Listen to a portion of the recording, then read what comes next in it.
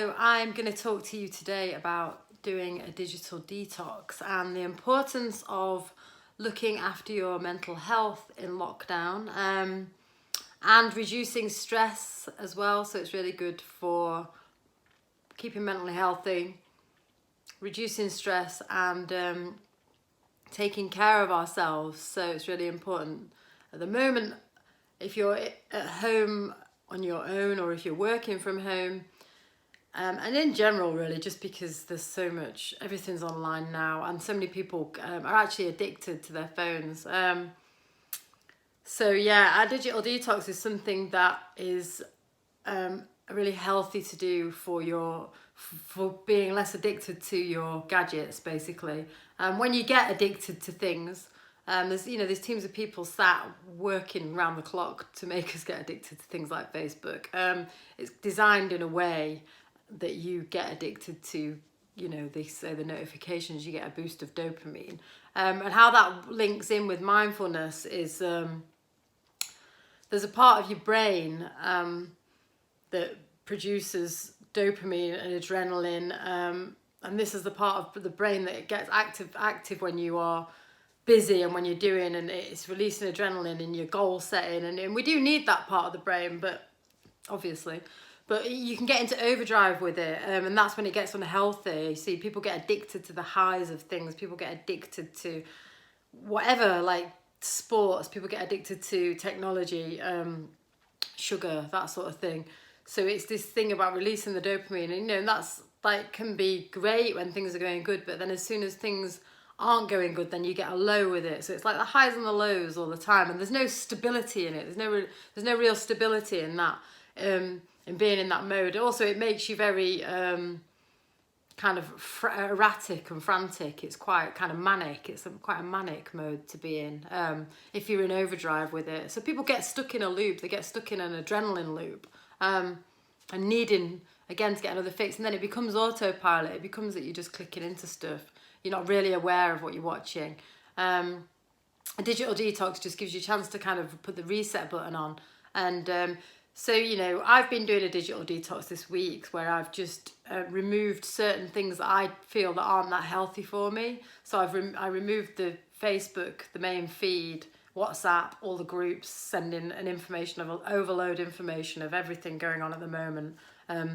I wasn't finding that particularly helpful for how it was making me feel. And I wasn't getting a lot done either.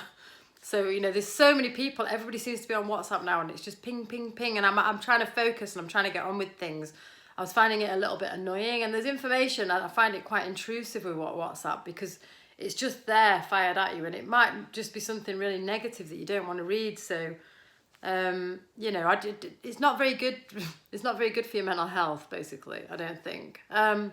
So yeah, it's just important to kind of notice if you've got an addiction to your gadgets and what sort of stuff you're reading, and just become a little bit aware of what you're spending your time on. Because for me, since I've taken that out, I've put other stuff in digitally, but it's more choice things that I want to listen to that are inspiring, or I'm learning, or something that it's like taking your power back a little bit. You're not being manipulated by things that are just getting sent around Facebook or advertising and stuff like that. But yeah, in a mindfulness perspective, it brings you out of this. If you want, there's the different parts of the brain, and the mindfulness, like they call it the green zone in mindfulness. It's this part of the brain that produces oxytocin, and it's the part of the brain where you feel peaceful and where you feel calm and where you feel in your flow. It's the part of the brain where you're more likely to be creative, to make music, to come up with ideas and inspiration, and to feel this kind of it's like it produces oxytocin, which is the cuddle hormone. So it makes you feel really nice and peaceful, and it's healthy. The other mode that I was talking about before, that can make you feel good and high, but it's not stable. So you get highs and you get lows with it. This is something that's just a little bit more stable. And I just did it. I thought it was going to be quite difficult on Monday. I thought I was going to miss things, but after 24 hours, you don't miss any of it. In fact, on the second day,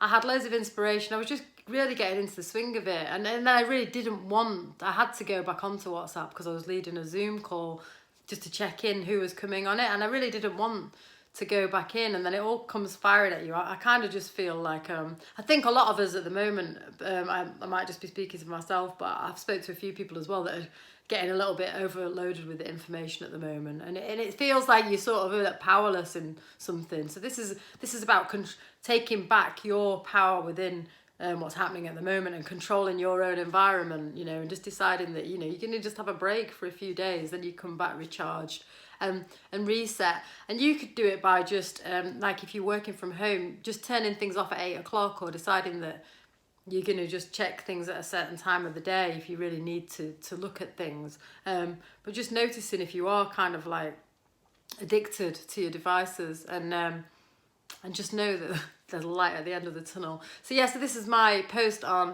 mental health, digital detoxing, why it's important. I hope this helps. Thank you.